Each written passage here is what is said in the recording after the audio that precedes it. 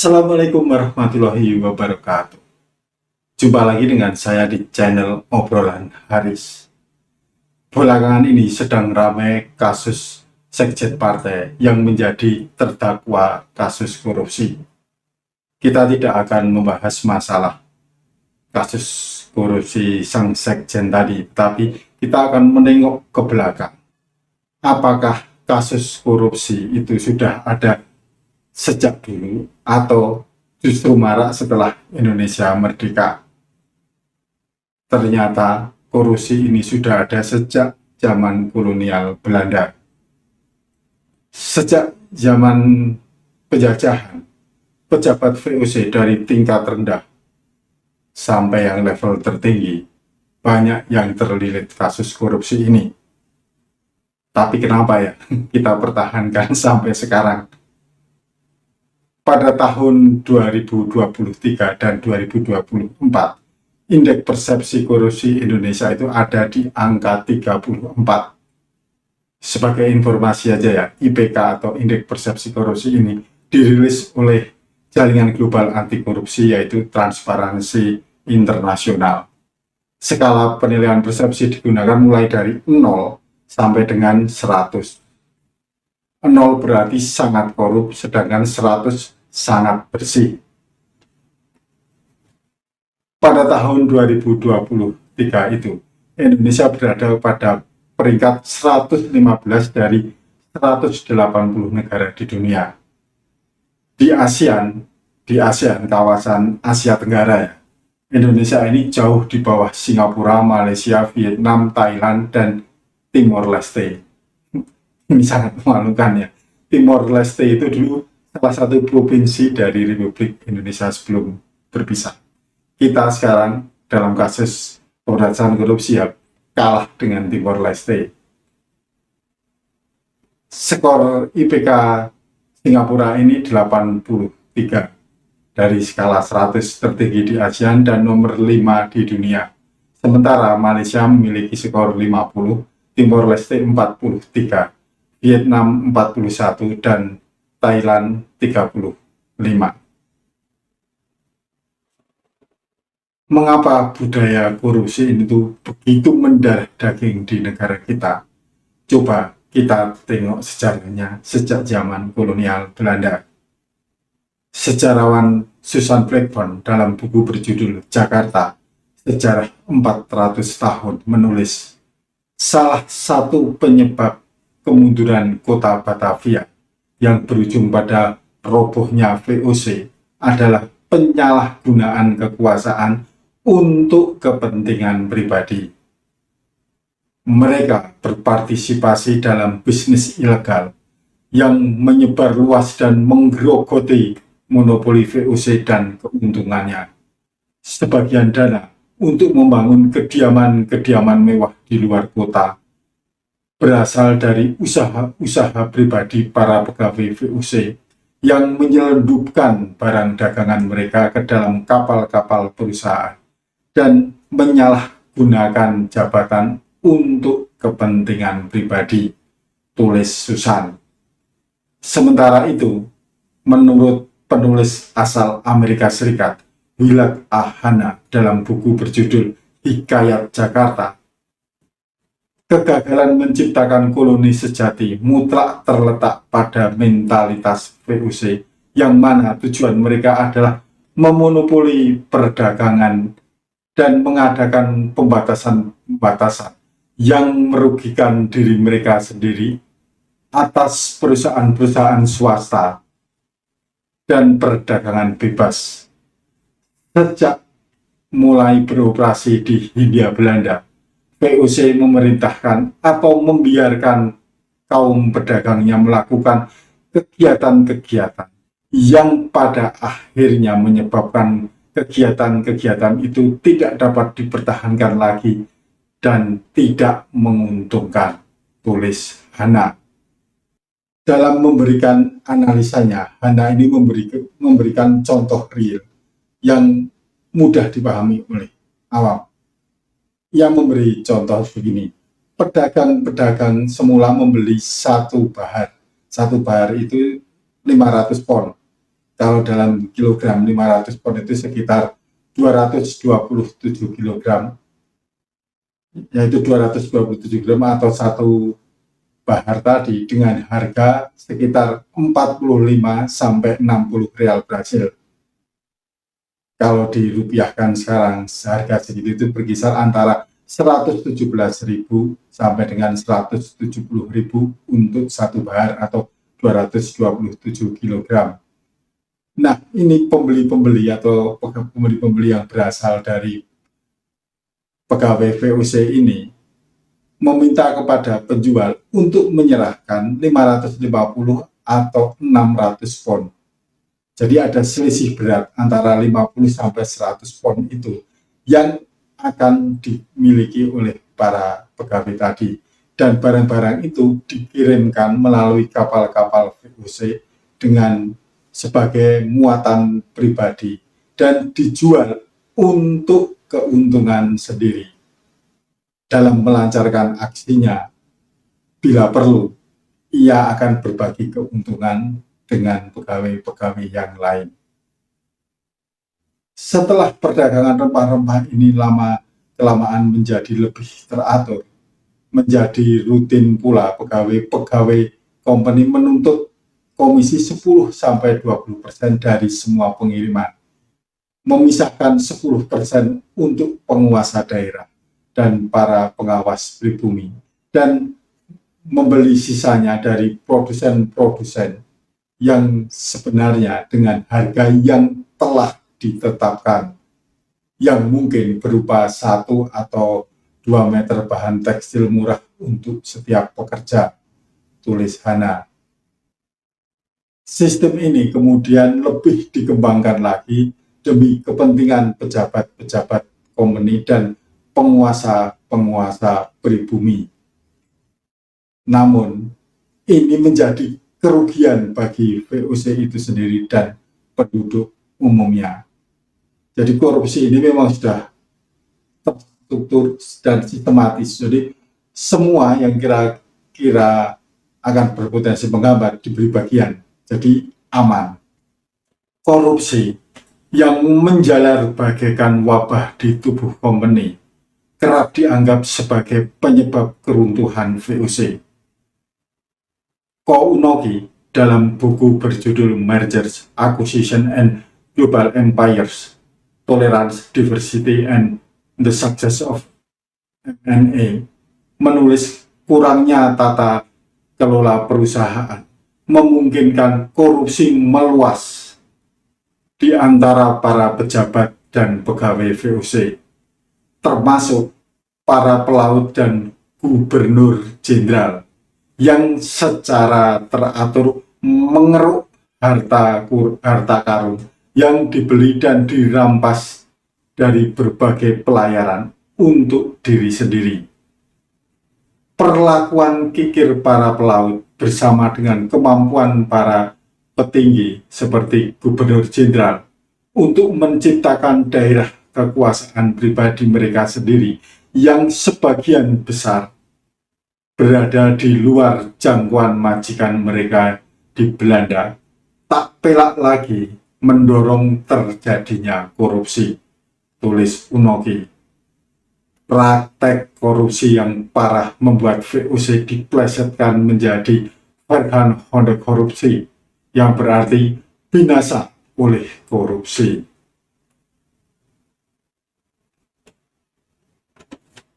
Benarkah korupsi di VOC melibatkan karyawan rendahan, penguasa pribumi, hingga gubernur jenderal? Jawabannya, iya. Sejumlah gubernur jenderal Hindia Belanda dituding ikut korupsi berjamaah ini. Misalnya, Cornelis Johnson Spilman yang menjadi gubernur Hindia Belanda dari tahun 1681 sampai dengan 1684. Spilman yang lahir di Rotterdam 3 Maret tahun 1628 dikenal sebagai pemimpin ekspedisi militer untuk ekspansi VOC di Nusantara. Namanya tercatat dalam penaklukan Kesultanan Goa di Makassar, Ambon, Banda, dan Ternate. Mantan gubernur di Ceylon, Ceylon itu kini bernama Sri Lanka, dan anggota Dewan Hindia itu juga pernah dikirim ke Jawa Timur pada akhir tahun 1676 untuk menangani pemberontakan oleh Trunojoyo dan Pangeran Puger dari Mataram. Namun, sebelum pemberontakan berakhir, yaitu setahun setelah pengiriman itu, Spillman ditarik kembali ke Batavia. Pada 25 November tahun 1681, Spillman diangkat menjadi gubernur jenderal. Menurut arsiparis dan sejarawan Mona Luhanda dalam buku berjudul Sejarah Para Pembesar Mengatur Batavia, masa jabatan Spillman sebagai gubernur jenderal dipandang aman-aman saja oleh orang Belanda. Keadaan itu boleh jadi karena perlawanan Trunojoyo sudah dipatahkan. Ia ditangkap pada Desember tahun 1679 dan pada Januari tahun 1680 Amangkurat II sendiri yang menikam mati Trunojoyo, tulis Mona. Namun, setelah Spillman wafat pada 11 Januari tahun 1684, kritik terhadap kepemimpinannya mulai bermunculan. Frederick Willem Staple menulis dalam Cornelis Johnson Spillman, Bedregen tot de Land en Volkenkunde van Nederland Indie, terbitan tahun 1936. Beberapa minggu sebelum kematian Spillman, 6 anggota Dewan Hindia Belanda mengadakan pertemuan membahas kebijakan gubernur jenderal yang tidak mereka setujui. Keluhan utama mereka berkaitan dengan keterlambatan pengiriman armada pulang ke Belanda, yang mana kebiasaan menunda keberangkatan kapal-kapal tersebut bertentangan dengan keinginan Dewan 17. Jika armada meninggalkan Batavia tepat waktu, mereka dapat tiba di negara asal pada musim panas yang sangat berharga. Namun, bila kedatangan mereka terlambat dari waktu yang ditentukan, kerugian yang justru akan didapatkan oleh company, tulis Staple.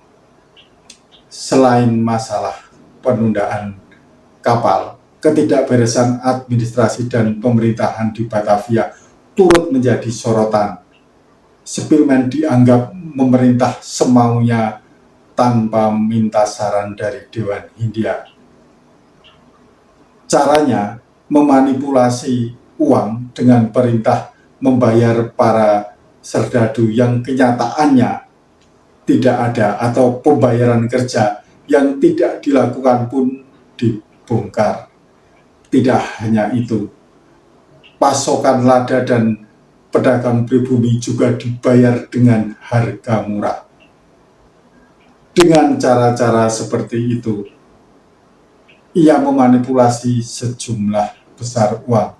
Ditambah lagi, di masa pemerintahannya tidak membawa keuntungan apa-apa bagi VOC, sebut Mona. Seakan belum cukup, Spillman ini juga disebut terlibat dalam perdagangan swasta dan mengumpulkan kekayaan dalam jumlah besar melalui penggelapan dan penyelundupan. Akibatnya, seluruh harta kekayaan yang ada di koloni disita oleh VOC. Namun dipastikan sebagian besar hartanya itu sudah diselundupkan ke Belanda dalam bentuk perhiasan-perhiasan berharga. Selain Spillman, gubernur jenderal lain yang dituduh terlibat korupsi adalah Johan van Hoort yang menjabat dari tahun 1704 sampai 1709. Menantu dari mantan gubernur jenderal William Owen itu dipaksa mengundurkan diri pada tahun 1709 setelah banyak keluhan terjadinya nepotisme dan korupsi. Tudingan korupsi bukan hanya pertama kali dalam keluarga Van Horn. Sejarawan Nunja Peter dalam The Christian Slaver of Depok, A Colonial Tale Unraveled menyebut tuduhan tersebut juga pernah diarahkan kepada ayahnya, Peter Van Horn, yang pernah menjabat sebagai anggota Dewan Hindia. Gubernur Jenderal John Maetsuwer memberhentikan Peter Van Horn dari Dewan Hindia atas tuduhan korupsi dan kekayaan yang konon diwariskan putranya John kepada putrinya Peter Nelce, juga dipandang dengan penuh kecurigaan oleh beberapa penulis. Tulis Peter. Masih ada gubernur jenderal lain yang melakukan korupsi, yaitu Diederik Stuyvesant yang berkuasa dari tahun 1729 sampai 1732. Menurut Harry Knapp dalam Genesis and Nemesis of the First Colonial Empire in Asia and South Africa 1596 sampai 1811. Stuyvesant yang berasal dari Delft terpilih menjadi gubernur jenderal menggantikan Matthias de Haan. Namun, ia ditarik kembali oleh Dewan 17 pada tahun 1731 dengan tuduhan nepotisme dan korupsi. Stuyvesant dituding terlibat dalam perdagangan gelap yang pada masa itu marak dilakukan oleh pejabat tinggi VOC. Imbas tuduhan itu, Mona menyebut Stuyvesant dipecat dari jabatannya sebagai gubernur jenderal pada 9 Oktober tahun 1731. Namun baru benar-benar turun dari jabatannya pada tahun 1732. Meski dituding terlibat nepotisme dan korupsi, kasusnya tidak pernah dibawa ke pengadilan sebelum kematian Stuyvesant di Delft pada tahun 1740.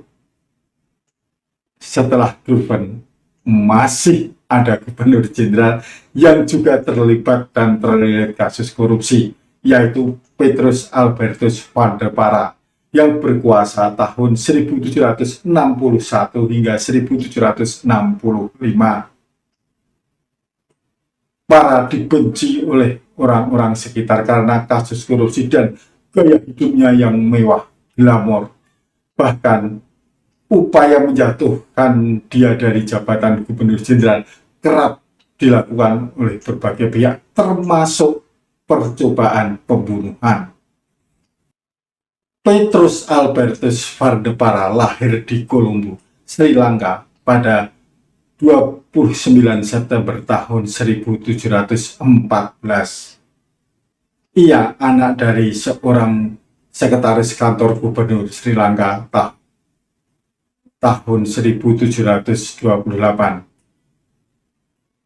Ia anak dari seorang sekretaris kantor gubernur Sri Lanka. Tahun 1728, saat berusia 14 tahun, Para sudah memulai karirnya sebagai soldaar van de pen atau serdadu pena. Lalu tahun 1731 ia bekerja sebagai asisten. Kemudian tahun 1732 bekerja sebagai tenaga pembukuan. 4 tahun kemudian, yaitu tahun 1736, Para diangkat sebagai tenaga pembukuan yang kemudian berlanjut sebagai sekretaris umum di Batavia tahun 1739. Karir Para semakin berkembang. Tahun 1747, pertama kalinya ia menjabat sebagai sekretaris pertama. Ia dijadikan penasihat luar biasa Hindia pada November tahun 1747 dan menjadi penasihat tetap pada tahun 1751. Setahun kemudian, yaitu tahun 1752, Para dipercaya sebagai Presiden kulit van. Setahun kemudian, tahun 1752, Para dipercaya sebagai Presiden kulit van Hemraden. Ia bertanggung jawab atas batas-batas perkebunan, jalan, dan sebagainya. Setelah itu, tahun 1755, Para diangkat sebagai penasihat pertama dan direktur jenderal. Pada 15 Mei tahun 1761, Dewan Hindia Belanda mengangkat Van de Para sebagai Gubernur Jenderal Hindia Belanda, menggantikan Jacob Mussel setelah ia wafat. Karena terkenal dengan gaya hidupnya yang mewah, Para lantas merayakan pengangkatannya dengan melangsungkan pesta besar-besaran. Bahkan hari ulang tahunnya, 29 September, ditetapkan sebagai hari pesta nasional selama masa jabatannya. Pola hidup Para yang mewah ini secara tidak langsung juga turut mempengaruhi kondisi keuangan VOC. Para terus digoyang dan dicoba dilengsarkan oleh lawan-lawan politiknya dari posisi gubernur jenderal. Berbagai cara dilakukan, termasuk upaya pembunuhan. Van de Para kemudian dinyatakan meninggal dunia sewaktu masih menjabat sebagai gubernur. Ia wafat karena sakit di rumah mewahnya pada 28 Desember tahun 1775. Penyebab kematiannya masih misteri. Apakah ia sakit secara alamiah atau diracun? Dari gambaran tadi, maksudnya dari selama pemerintahan VOC, kasus nepotisme dan korupsi menjadi salah satu penyebab robohnya VOC. Dan anehnya, banyak pejabat Indonesia dari dulu hingga kini yang terlilit kasus tersebut, termasuk ini yang saya maksudkan adalah nepotisme dan korupsi.